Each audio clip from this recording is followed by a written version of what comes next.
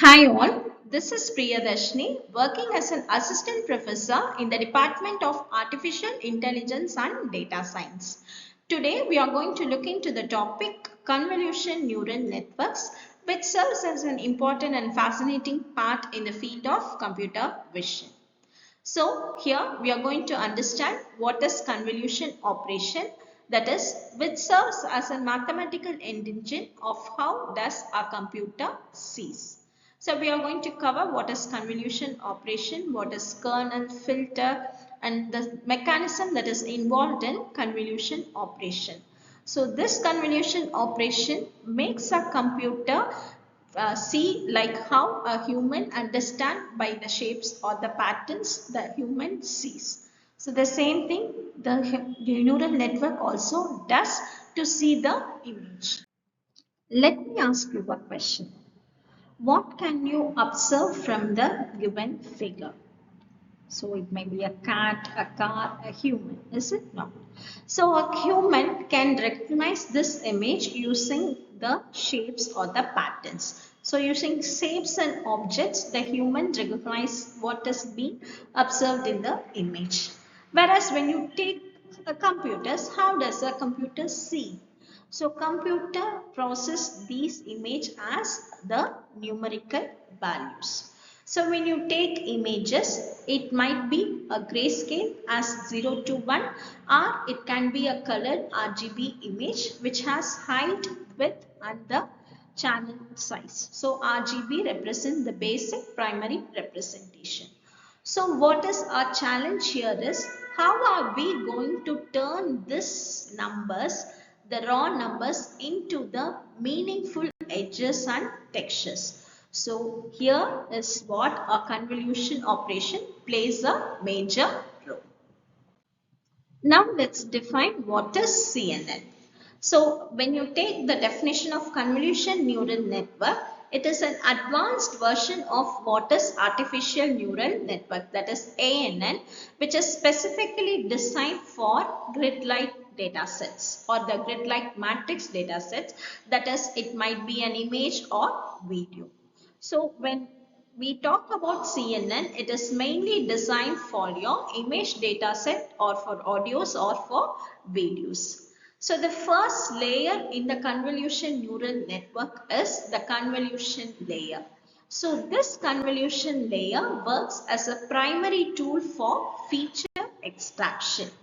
So this serves as the heart of the convolution neural network, which is responsible for detecting the edges, features, shapes, patterns from the image data set.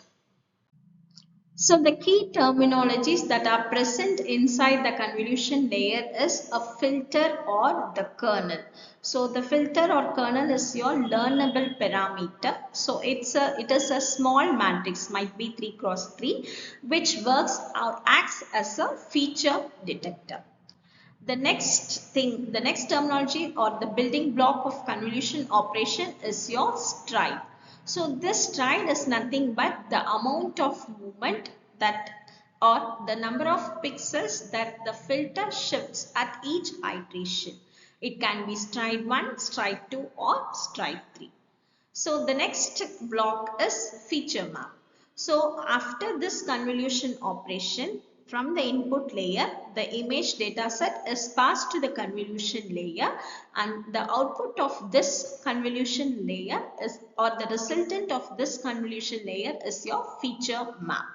So this is a matrix generated after the filter completes its pass over the image. So this is your feature map. So finally it detects your feature.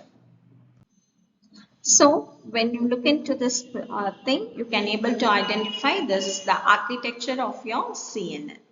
So the input, the image matrix is passed to the convolution layer. So you have in convolution layer, you saw what is filter, what is a feature detector, that is the kernel or the feature detector. Then you saw about the strides. Then you will have a pooling layer. So pooling layer is nothing but the image that is being sent, it will be downsampled so that it is used for computational efficiency. So after this convolution layer, the resultant of this convolution layer is your feature map. So this feature map is then sent to the pooling layer. So what does a pooling layer does? The pooling layer is downsample the images. So it downsamples the image, it reduces your image matrix. Then it is passed on to the flattening layer.